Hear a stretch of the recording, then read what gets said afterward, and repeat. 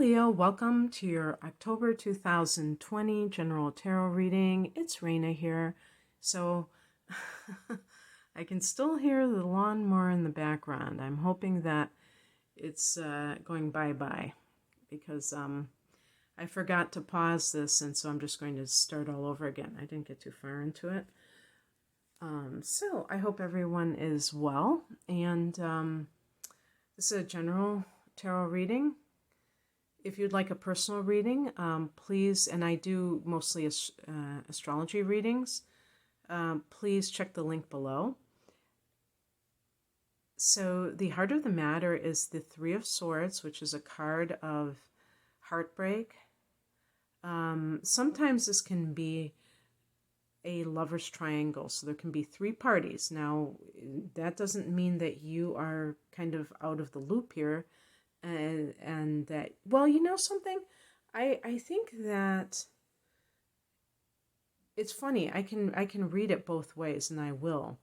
If it's a personal relationship, I'll get to that in a minute. But this can also be in the workplace where you feel like you should have gotten the promotion and you feel unwanted or unappreciated.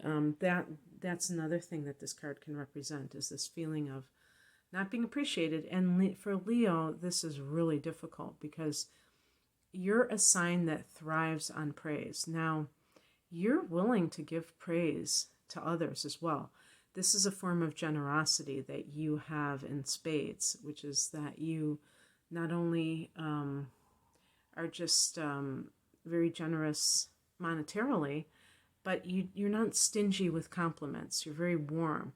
And this is when Leos are well balanced, because every sign, every sun sign, can have that shadow element that creates more of the imbalance. That's why I always say the moon sign is the shadow, is more of the shadow, because it's the emotions, and the emotions they're just instinctual, so they just kind of do their thing.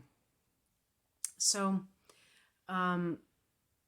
the sun sign, Leo person who is well balanced is going to take rejection possibly as an affront. Even if you're well balanced, you might have that sense of personal dignity, but actually not, because a well balanced Leo is going to have the confidence to see beyond whatever situation it is and feel like, okay, well, that person doesn't want me. There's more fish in the sea, but also, obviously, we're not compatible. So they will not automatically think that this is about them. However, it doesn't mean that you don't perceive it as some kind of a sad situation. And that's what this can ultimately just be, is that you feel let down by love in some way. I also think that this could be a problematic air sign. It's very interesting. I see here with the Nine of Cups in the past position that this may be somebody who is actually new in your life. And so what I was talking about when I was talking about interpreting it in that way is that if you have met somebody, and I mentioned that Scorpio, out of all the water signs, which the cups are connected to, might be the one. But, Pisces and Cancer are the other water signs. And remember that this may not be their sun sign. This may be their moon sign, their rising sign, or if they have several inner planets in a particular element, it can really give them that signature, even if they don't have that with the sun, moon, or rising sign. But so for instance, if you are a Leo and you have Mercury, Venus, and Mars in Cancer, you're going to behave like a Cancer, or you're going to think like a Cancer and love like a Cancer. So people may have a hard time figuring out what sign you are because you have all this other influence. So the Nine of Cups is wish fulfillment. And if you are in a loveless marriage, committed partnership,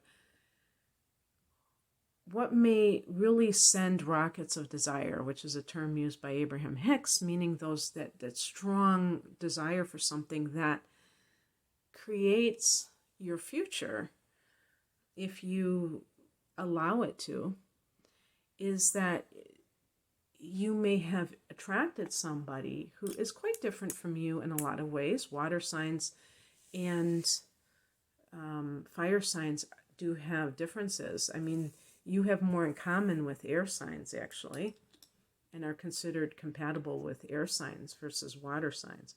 But there's one thing that the two of you have in common, and that is emotions. And water is a little bit different in how they express emotions. I won't get too much into that, but I'll just say that you may have felt deprived of emotional kind of things going on in your current relationship, and it led to alienation. So even, let's say your partner you found out that they have cheated on you, and this is something that you have been dealing with. The middle card, or the first card that I picked, the focus card, isn't something that is up and coming. It's something that in October you may be dealing with. And because of this, you have to face the truth of the situation, and not try to kind of